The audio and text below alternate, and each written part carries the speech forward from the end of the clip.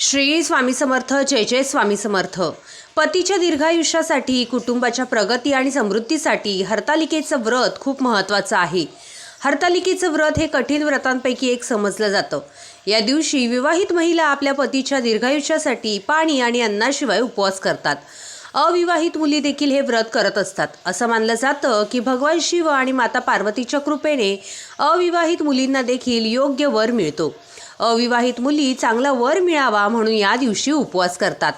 यावर्षी हरतालिके पूजेचा मुहूर्त 26 ऑगस्टला हरतालिका साजरी केली जाणार आहे आणि हरतालिकेच्या पूजेचा शुभ मुहूर्त हा 26 ऑगस्टला 5:56 ते 8:31 असणार आहे. पहा, हरतालिकेची तृतीया तिथी ही 25 ऑगस्टला दुपारी 12:54 सुरू होईल आणि 26 ऑगस्टला दुपारी 1:54 संपेल. अशात जर का तुम्हाला हरतालिकेची पूजा शुभ मुहूर्तावर करायची असेल तर 26 ऑगस्टला तुम्हाला सकाळी 5:56 ते 8:31 पूजेचा शुभ मुहूर्त आहे. यावेळी तुम्ही पूजा करू शकता. तसं पाहिलं तर 26 ऑगस्टला तुम्ही संपूर्ण दिवसभरात ही पूजा तुमच्या वेळेनुसार कधीही करू शकता. तुम्ही ही पूजा सकाळी करू शकता, त्याचप्रमाणे प्रदोष काळात देखील करू शकता. ज्यांना ही पूजा सकाळी करता येणार नाही त्यांनी प्रदोष काळामध्ये ही पूजा केली तरीही चालेल, कारण महादेवांची पूजा करण्याची वेळ हा प्रदोष काळ आहे. त्याचप्रमाणे ही पूजा आपल्याला संपूर्ण दिवसभर तशीच ठेवायची असते आणि दुसऱ्या दिवशी सकाळी उत्तर पूजा करून ही पूजा उचलायची असते. काही ठिकाणी गणपती बाप्पाची स्थापना केल्यावर, गणपती बाप्पाची आरती झाल्यावर ही पूजा उचलली जाते. हा उपवास संपूर्ण दिवसभर करायचा असतो आणि दुसऱ्या दिवशी हा उपवास आपल्याला गणपती बाप्पाची स्थापना झाल्यावर सोडायचा असतो. या दिवशी भगवान शिवाने देवी पार्वतीला पत्नी म्हणून स्वीकारलं होतं, त्यामुळे विवाहित महिलांसाठी हे व्रत खूप महत्त्वाचं मानलं जातं. हरतालिकेचं व्रत हे शंकर आणि पार्वतीला समर्पित आहे. आजच्या व्हिडिओमध्ये आपण हरतालिकेची पूजा मांडणी अतिशय साध्या सोप्या पद्धतीने कशी करावी, याशिवाय ज्यांच्याकडे हरतालिकेची सखी पार्वतीची मूर्ती नाही त्यांनी देखील अतिशय सोप्या पद्धतीने हरतालिकेचं शास्त्रोक्त पद्धतीने हे व्रत कसं करावं, पूजा मांडणी कशी करावी, कोणते नियम पाळावे, अतिशय सोपी मांडणी सांगणार आहे. त्यासाठी व्हिडिओ तुम्ही शेवटपर्यंत नक्की पहा. पूजेच्या साहित्यामध्ये आपल्याला वाळू घ्यायची आहे. शिवलिंग बनवण्यासाठी वाळू जर तुम्हाला भेटली नाही तर तुम्ही माती देखील घेऊ शकता. स्वच्छ पाणी घ्यायचं आहे. कापसाचं वस्त्र घ्यायचं आहे. तर सखी पार्वतीसाठी आणि गणपतीसाठी रंगीत वस्त्र, महादेवांसाठी आपल्याला पांढरं वस्त्र घ्यायचं आहे. निरंजन घ्यायचं, तामण घ्यायचं. त्यानंतर गणपती बाप्पा म्हणून सुपारी घ्यायची. ओटीचं साहित्य घ्यायचं, ब्लाऊज पीस, नारळ. त्यानंतर ओटीचं साहित्य, तुपाचं निरंजन घ्यायचं.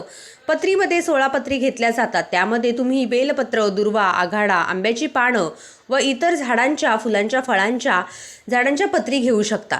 फुले घ्यायची आहेत. तर यानंतर आपल्याला पांढरे तांदूळ लागणार आहेत. सौभाग्यवाण लागणार आहे. कापूर आरती करण्यासाठी कापूर, हळदी कुंकू, बुक्का, गुलाल. प्रसादासाठी तुम्ही नैवेद्यासाठी फळे किंवा ड्रायफ्रूट्स किंवा दूध, साखर किंवा खडीसाखरेचा नैवेद्य ठेवू शकता. ओटीचं साहित्य घ्यायचं, पंचामृत, स्वच्छ पाणी, अगदी अगरबत्ती पण घ्यायची आहे. त्यानंतर सर्वात आधी ज्या ठिकाणी पूजा मांडणी करणार आहात ती जागा स्वच्छ करून घ्यायची आहे. त्यानंतर त्यावरती छोटीशी रांगोळी काढून रांगोळीवरती आपण हळदी कुंकू व्हायचं आहे, एक फूल व्हायचं आहे, भूमीला नमस्कार करून घ्यायचा आहे. त्यानंतर पूजेला सुरुवात करायची आहे. पूजेला सुरुवात करत असताना स्वतःला सर्वात आधी आपल्याला हळदी कुंकू लावून घ्यायचं आहे. यानंतर आपल्याला आचमन करून घ्यायचं आहे. आचमन करत असताना डाव्या हाताने आपल्याला उजव्या हातामध्ये 5 वेळा पाणी घ्यायचं आहे. त्यामध्ये पहिल्यांदा पाणी घ्यायचं, ते प्यायचं आणि म्हणायचं ओम कृष्णाय नमः. त्यानंतर पाणी घ्यायचं, ओम माधवाय नमः. त्यानंतर ते पाणी प्यायचं. त्यानंतर पाणी घ्यायचं, ओम केशवाय नमः. त्यानंतर ते पाणी प्यायचं आणि मग पाणी परत घ्यायचं आणि म्हणायचं ओम नारायणाय नमः. त्यानंतर ते पाणी प्यायचं. त्यानंतर आपण पाणी घेणार आहोत, ओम विष्णवे नमः म्हणायचं. ते पाणी तामणामध्ये सोडायचं. असं 5 वेळा आपल्याला करायचं आहे. त्यानंतर आपल्याला संकल्प करायचा आहे. संकल्प घेत असताना आपल्याला आपल्या उजव्या हातामध्ये पळीभर पाणी घ्यायचं आहे. त्यामध्ये हळदी कुंकू, अक्षता, एक फूल घ्यायचं. त्यानंतर आपलं संपूर्ण नाव सांगायचं आहे, गोत्र सांगायचं आहे, हे व्रत मी कशासाठी करत आहे हे सांगायचं आहे आणि त्यानंतर आपल्याला हे फूल जे आहे, पाणी आहे, ते ताम्हणामध्ये सोडायचं आहे. अशा रीतीने आपण संकल्प करायचा आहे, नमस्कार करायचा आणि आपल्या पूजेला सुरुवात करायची. आपण हे हरतालिकेचं जे व्रत आहे तर त्या काही मुली या मासिक धर्म आल्यानंतर या हरतालिकेच्या व्रताला सुरुवात करतात, तर काही महिला या लग्न झाल्यानंतर या व्रताला सुरुवात करतात. काही जण लग्नाच्या अगोदर देखील या व्रताला सुरुवात करत असतात, परंतु हे व्रत एकदा केल्यानंतर अजन्म केलं जातं. त्यासाठी आपल्याला या व्रताची सुरुवात करताना संकल्प घ्यायचा असतो. आपण या अगोदर प्रत्येक वर्षी संकल्प घेऊ शकता, किंवा तुम्ही जे कोणी व्रत या अगोदर संकल्प घेतला असेल तरी देखील तुम्हाला प्रत्येक वर्षी उपवास करत असताना पूजा मांडणी करण्याच्या अगोदर अशा प्रकारे आपल्याला आचमन आणि संकल्प हा अवश्य करायचा आहे. तुम्ही पाट किंवा चौरंग मांडायचा आहे, त्यावरती गंगाजल शिंपडून स्वच्छ करून घ्यायचं आहे. त्यानंतर आपल्याला त्यावरती महादेवाची पिंड बनवून घ्यायची आहे. तर बऱ्याच जणांचा प्रश्न येतो की महादेवाची पिंड बनवणे आवश्यक आहे का? तर हो, प्रत्येकाने महादेवाची पिंड बनवायचीच आहे. महादेवाची पिंड बनवल्याशिवाय हे व्रत पूर्णच होत नाही. महादेवाची पिंड बनवत असताना ती वाळूची बनवली जाते, तर प्रत्येकालाच वाळू भेटेल असं नाही. तर ज्यांना वाळू भेटत नाही त्यांनी घरातील इतर झाडांच्या कुंडीमधील जी काही माती असते तर ती घेऊन तुम्ही त्याने देखील शिवलिंग बनवू शकता. शिवलिंग बनवण्यासाठी जी माती घेणार आहात तर ती तुळशीमधील माती तेवढी आपल्याला घ्यायची नाही. इतर झाडाच्या कुंडीमधील किंवा वेगळी माती तुम्ही घेऊन त्याने देखील शिवलिंग बनवू शकता. शिवलिंग बनवण्यासाठी आपण जी काही वाळू घेतलेली आहे तर ती स्वच्छ धुवून घ्यायची आहे आणि त्याने आपल्याला शिवलिंग बनवायचं आहे. तर इथे आपण शिवलिंग आणि त्यानंतर सखी पार्वती बनवणार आहोत. तर पार्वती माताने हे जे व्रत आहे तर ते आपल्या सखींबरोबर केलं होतं. त्यासाठी आपल्याला 5 बनवायच्या आहेत आणि एक पार्वती माता आणि एक शिवलिंग अशा वाळूच्या प्रतिमा आपल्याला तयार करायच्या आहेत. तर हे जे व्रत आपण केलं जातं तर ते वाळूच्या प्रतिमा करूनच व्रत केलं जातं. तर त्यासाठी आपल्याला वाळूच्या प्रतिमा बनवून घ्यायच्या आहेत. तर चारही बाजूला 4 सख्या आणि माता पार्वती, 1 सख्या आणि 1 शिवलिंग अशी आपण वाळूची प्रतिमा बनवून घेतलेली आहे. चला तर मग आता पूजेला सुरुवात करूया. तर त्याआधी दीप प्रज्वलन करून घ्यायचं. एका विड्याच्या पानावरती थोड्याशा अक्षता ठेवून अक्षतांचं आसन देऊन हळदी कुंकू वाहून त्यावरती तुपात निरंजन लावून निरंजन प्रज्वलित करून घ्यायचं आहे. हळदी कुंकू आणि त्यानंतर आपल्याला अक्षता, 1 फूल वाहून नमस्कार करून घ्यायचा. त्यानंतर आपण गणपती पूजन करून घेणार आहोत. गणपती पूजन करत असताना एका तामणामध्ये थोड्याशा अक्षता घेऊन त्यावरती गणपतीची स्थापना करावी. तुमच्याकडे जर घरातील मूर्ती आहे तर तुम्ही पूजेमध्ये मांडणार असाल तर त्या मूर्तीवरती देखील तुम्ही अभिषेक करू शकता. तुम्हाला जर नसेल मांडायची तर तुम्ही अशा प्रकारे सुपारी घेऊन देखील पूजा करू शकता. सर्वात आधी गणपतीवरती आपल्याला 5 पळ्या स्वच्छ पाण्याने अभिषेक करायचा आहे.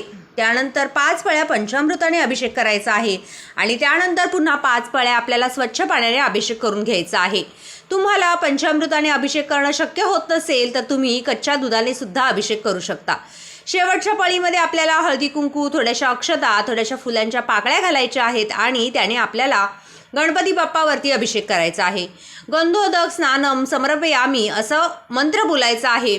पुन्हा एकदा स्वच्छ पाण्याने आपल्याला सुपारी स्वच्छ करून घ्यायची आहे. गणपती बाप्पाची पूजा करत असताना ओम गण गणपती नमः या मंत्राचा जप करायचा. गणपती बाप्पाच्या पूजेने सुरुवात केल्यानंतर आपली जी पूजा आहे तर ती निर्विघ्नपणे पार पडत असते. यानंतर सुपारी स्वच्छ करून घ्यायची. 2 विड्याची पाने घेतलेली आहे, त्यावरती अक्षता घालायच्या आहेत, हळदी कुंकू व्हायचं आणि त्यावरती आपल्याला सुपारी स्वरूप गणपतीची स्थापना करून घ्यायची आहे. गणपती बाप्पांना हळदी कुंकू व्हायचं आहे, कापसाचं वस्त्र व्हायचं, अक्षदा, फूल, दुर्वा वाहून घ्यायचे आहेत, गुळ खोबऱ्याचा नैवेद्य दाखवायचा आहे. हरतालिकेच्या व्रताच्या दुसऱ्या दिवशीच गणपती बाप्पाची स्थापना होते. घरोघरी गणपती बाप्पा येतात, तर यासाठी आपल्याला या दिवसापासूनच गणपतीची सेवा करायला सुरुवात करायची आहे. गुळ खोबऱ्याचा नैवेद्य दाखवलेला आहे. तर या उपवासाला काही जण गौरीचा उपवास असं देखील म्हणतात. तर तुमच्या भागात देखील गौरीचा उपवास म्हणून हा करत असतील तर हरतालिकेचा तुम्ही उपवास धरत असाल तर अशा प्रकारे पूजा तुम्ही नक्की करा. ही पूजा दिसायला अवघड असली तरी अतिशय सोप्या पद्धतीने तुम्हाला सांगितलेली आहे. फक्त उपवास करण्यापेक्षा त्या उपवासासोबत आपण पूजा मांडणी केली तरच ते व्रत हे पूर्ण होत असतं. त्या उपवासाचं आपल्याला संपूर्ण फळ मिळत असतं. यानंतर आपण ज्या सखी आणि पार्वती ठेवलेल्या आहेत तर त्या सखी आणि पार्वतीला देखील आपल्याला हळदी कुंकू वाहून घ्यायचं आहे. तर मातीच्या किंवा वाळूच्या आपण ज्या मूर्त्या केलेल्या आहेत 5 सखीच्या आणि 1 पार्वतीच्या, त्या मूर्तीवरती आपल्याला हळदी कुंकू वाहून घ्यायचं आहे. हळदी कुंकू वाहत असताना अनामिका बोट, अंगठा आणि अनामिकेच्या शेजारचं बोट अशा या 3 बोटांचा वापर करून आपल्याला हळदी कुंकू घेऊन त्यावरती व्हायचं आहे. त्यानंतर सखी पार्वतीला रंगीत कापसाचं वस्त्र घालायचं आहे. त्यानंतर आपल्याला अखंड अक्षता व्हायच्या आहेत. पूजेमध्ये घेतलेल्या ज्या अक्षता आहेत तर त्या अखंड असाव्या. तर त्यासाठी आपण जे तांदूळ घेणार आहोत ते तुटलेले तांदूळ आपल्याला पूजेमध्ये वापरायचे नाही. त्यानंतर आपल्याला सखी पार्वतीला फुलं वाहून घ्यायची आहेत. यानंतर आपल्याला 1-2 विडे मांडायचे आहेत. तर ते विडे मांडत असताना जोडपान घ्यायचे आहे. विड्याची 2 विडे मांडत आहेत. तर काही ठिकाणी 5 विडे मांडले जातात, तर काही ठिकाणी 2 विडे मांडले तरी देखील चालतात. एक सखी पार्वतीचा आणि एक गणपतीचा असे आपल्याला 2 विडे मांडायचे आहेत. 2 विड्याची पाने घ्यायची, त्यावरती खारीक, खोबरं, हळकुंड, सुपारी, 1 रुपयाचं नाणं अशा 5 वस्तू आपण 2 विड्यावरती मांडून घ्यायच्या आहेत. त्यावरती हळदी कुंकू देखील व्हायचं आहे, फुलं व्हायची आहेत, थोड्याशा अक्षता देखील व्हायच्या आहेत. म्हणजे आपल्या विड्यावरती काही कमी असेल तर ती देखील पूर्ण होते, कारण की अक्षतांना अखंड मानलं जातं. त्यानंतर पार्वतीला सौभाग्यवान अर्पण करायचं आहे. सौभाग्यवान अर्पण करत असताना तुमच्याकडे जर विकत घेतलेलं तुम्ही सौभाग्यवान अर्पण करत असाल तर ते अर्पण करू शकता, किंवा घरातील तुम्ही हिरव्या बांगड्या, कुंकू, मणी, मंगळसूत्र, मेहंदी कोण, कंगवा असं सौभाग्यवान देखील तुम्ही एखाद्या कवरमध्ये किंवा बॉक्समध्ये घालून ते देखील तुम्ही अर्पण करू शकता. तर त्यानंतर सौभाग्यवान जे आपले वाहिलेले आहे त्यावरती देखील हळदी कुंकू वाहून घ्यायचं. त्यानंतर आपल्याला महादेवांची पूजा करायची आहे. महादेवांची पूजा आपण जे वाळूचं शिवलिंग बनवलेलं आहे त्याची पूजा करणार आहोत. तर त्यासाठी आपल्याला अगदी अर्धा चमचा पाणी व्हायचं आहे. त्यानंतर आपल्याला अर्धा चमचा पंचामृत, पुन्हा अर्धा चमचा पाणी व्हायचं. त्यानंतर कापसाचं वस्त्र आपल्याला अर्पण करायचं आहे. त्यानंतर महादेवाला आपण बुक्का व्हायचा आहे. त्यानंतर गुलाल व्हायचा आहे. आपण जे भस्म घेतलेलं आहे ते भस्म देखील आपल्याला व्हायचं आहे. त्यानंतर अखंड पांढरे तांदूळ आपल्याला व्हायचे आहेत. कापसाचं वस्त्र किंवा तांदूळ वाहत असताना ते पांढरे व्हावेत. हळदी कुंकवाने रंगवलेले रंगीत तांदूळ किंवा रंगीत कापसाचे वस्त्र कधीच वाहू नये. त्यानंतर फुलं व्हायची आहे. यानंतर आपल्याला महादेवाच्या पिंडीवरती बेलपत्र अर्पण करायचं आहे. बेलपत्र अर्पण करत असताना कडेची गाठ आपल्याला काढून घ्यायची आहे आणि त्यानंतर आपल्याला बेलपत्र उलट करून महादेवाच्या शिवलिंगावरती अर्पण करायचं आहे. तर यावेळेस आपण पत्री कोणत्या घ्याव्यात असा देखील प्रश्न बऱ्याच जणांच्या मनामध्ये येतो. हरतालिकेची पूजा करत असताना महादेवाच्या पिंडीवरती या प्रकारच्या पत्री वाहिल्या जातात. याचा क्रम असा आहे की बेल, आघाडा, मधुमालती, दुर्वा, चाफा, कणेर, बोर, रुई, तुळस, आंबा, डाळिंब, धोतर, जाई, दवणा, बकुळ, अशोकाची पानं यामधले जर तुम्हाला ज्या पत्री तुम्हाला अवेलेबल होतील किंवा ज्या तुम्हाला आणणं शक्य होईल त्या पत्री तुम्हाला अगोदरच जुळवून ठेवायच्या आहेत. पण तुम्हाला जर या 16 पत्री जर मिळाल्या नाहीत तर यामध्ये प्रामुख्याने तुम्ही घेऊ शकता तर ते म्हणजे बेलपत्र. त्यानंतर तुम्ही यामध्ये घेऊ शकता दुर्वा. त्यानंतर आघाडा देखील आपल्याला सहज मिळून जातो. त्यानंतर आंब्याची पानं तुम्ही घेऊ शकता आणि इतर तुम्ही फळं, झाडांची फुलं, झाडांची मिळून तुम्ही 16 पत्री घेऊ शकता आणि त्या पत्री तुम्हाला महादेवाच्या पिंडीवरती अर्पण करायच्या आहेत. पूजा करत असताना मनामध्ये ओम नमः शिवाय या मंत्राचा जप करायचा आहे किंवा तुम्ही महामृत्युंजय मंत्राचा जप करू शकता. कोणतीही पूजा मुक्याने करू नये. कोणतीही पूजा करत असताना आपण मनोमन किंवा आपण जी पूजा करत आहोत तर त्या देवी देवतांचा आपण मंत्राचा जप केला तर आपल्या मनामध्ये दुसरे कोणतेही विचार येत नाही. त्यासाठी पूजा करत असताना त्या देवी देवतांचा मंत्राचा जप करत तुम्ही ही पूजा करू शकता. यानंतर नैवेद्य दाखवून घ्यायचा. नैवेद्यामध्ये तुम्ही खडीसाखरेचा फळांचा नैवेद्य दाखवू शकता. यानंतर आपल्याला माता पार्वतीची ओटी भरून घ्यायची आहे. हरतालिकेच्या दिवशी मंगळवार देखील आहे आणि हरतालिकेचं व्रत देखील आहे. अखंड सौभाग्य प्राप्तीसाठी प्रत्येक सुवासिनीने या दिवशी माता पार्वतीची ओटी अवश्य भरावी. यासाठी ब्लाऊज पीस घ्यायचा. यावर 5 वेळा आपण त्यावरती तांदूळ अर्पण करायचे आहेत. त्यानंतर त्यावरती ओटीचं साहित्य, खारीक आणि त्यानंतर सुपारी, हळकुंड, 1 खोबऱ्याचा तुकडा, 1 नाणं घ्यायचं आहे. त्यानंतर आपण त्यावरती श्रीफळ म्हणजे नारळ ठेवायचा आहे. हळदी कुंकू व्हायचं आहे. तुम्ही एखादं फळ, फुलाचा गजरा देखील त्यावरती ठेवू शकता. यानंतर ही ओटी आपल्याला छातीसमोर ठेवून उभं राहायचं आहे आणि त्यानंतर माता पार्वतीला ही ओटी अर्पण करायची आहे. धूप दीप दाखवून घ्यायचं. त्यानंतर महादेवांना कर्पूर आरती ही खूप प्रिय आहे. या दिवशी तुम्ही ही कापूर आरती नक्की करा. त्यानंतर तुम्हाला महादेवांची आरती म्हणायची आहे. हरतालिकेची देखील आरती या दिवशी तुम्हाला अवश्य म्हणायची आहे. हरतालिकेची आरती कथा पुढील व्हिडिओमध्ये मी तुम्हाला देईन. आता दुसऱ्या दिवशी आपण विसर्जन करायचं. त्यावेळी तुम्ही वाळू असेल तुम्ही ती पाण्यामध्ये विसर्जित करू शकता किंवा एखाद्या झाडाखाली विसर्जित करू शकता. फुले पाने देखील एखाद्या झाडाखाली किंवा निर्माल्यामध्ये टाकू शकता. आणि जी ओटी आहे ती एखाद्या मंदिरामध्ये देवीला किंवा एखाद्या सुवासिनीची ओटी भरू शकता. अशा प्रकारे साध्या सोप्या पद्धतीने आपल्याला हरतालिकेची पूजा करायची आहे. दिवसभर उपवास करायचा. तर पूजा कधी करावी? सकाळीच आपल्याला ही पूजा करायची आहे. शुभ मुहूर्त व्हिडिओच्या सुरुवातीला सांगितलेला आहे. ज्यांना शक्य नाही त्यांनी दिवसभर करा. ही पूजा केल्यानंतर तुम्हाला जेवायचं आहे तोपर्यंत अन्न ग्रहण करू नका. हा उपवास करत असताना शक्यतो निर्जली उपवास केला जातो, परंतु ज्यांना शक्य नाही तर अशा स्त्रियांनी दूध फळे खाऊन हा उपवास केला तरी देखील चालेल. परंतु या उपवासामध्ये वरीचे तांदूळ खाल्ले जात नाही. काही ठिकाणी तिखट मीठ देखील खाल्लं जात नाही. भगवान शंकराचा उपवास असल्यामुळे खरे तर गोड पदार्थ उपवासाला खावे, कारण भगर आणि मीठ चालत नाही. पण जर मीठ टाकायचं असेल तर सैंधव मीठ उपवासाचे वापरा. तर तुमच्या भागामध्ये काही पद्धत वेगळी असेल त्या प्रकारे तुम्ही करू शकता किंवा तुमच्या तब्येतीला जे सहन होईल त्या प्रकारे तुम्ही हा उपवास करू शकता. हा उपवास आपल्याला दुसऱ्या दिवशी सकाळी म्हणजे गणेश चतुर्थीच्या दिवशी सोडायचा आहे. या दिवशी संध्याकाळी आपल्याला हा उपवास सोडता येणार नाही. ज्यांना मासिक धर्म असेल, सुतक असेल तर अशांनी उपवास फक्त करावा, पूजा मात्र करू नये. या दिवशी आपल्याला क्रोध करायचा नाही. हे व्रत करत असाल तर व्रतादरम्यान ईर्ष्या, क्रोधापासून दूर राहायचं आहे. या दिवशी कोणाचाही अपमान होऊ नये. वयस्कर तर लोकांचा कधीच अपमान करू नये. परंतु या दिवशी चुकून देखील वडीलधाऱ्यांना अपशब्द बोलू नये. कोणाचंही मन दुखावेल असे शब्द आपल्या तोंडातून बाहेर काढू नये.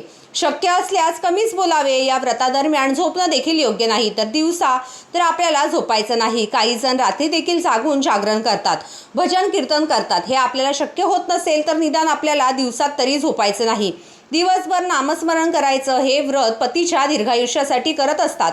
तर त्यासाठी नवऱ्याशी भांडण वाद टाळावे. नवऱ्याशी चुकीची वागणूक ठेवल्यास व्रत पूर्ण तरी कसं होणार, यासाठी आपल्याला नवऱ्याशी प्रेमाने वागायचं आहे. तर असे काही नियम आपण पाळून हे हरतालिकेचं व्रत अतिशय साध्या सोप्या पद्धतीने तुम्ही करू शकता. आजच्या व्हिडिओमध्ये बरीचशी माहिती देण्याचा मी प्रयत्न केलेला आहे. व्हिडिओ आवडला असेल तर जास्तीत जास्त लोकांपर्यंत नक्की शेअर करा. व्हिडिओला एक लाईक अवश्य करा. चॅनलवर नवीन असाल तर चॅनेलला नक्की सबस्क्राईब करा. व्हिडिओ शेवटपर्यंत पाहिल्याबद्दल मनापासून आभारी. श्री स्वामी समर्थ.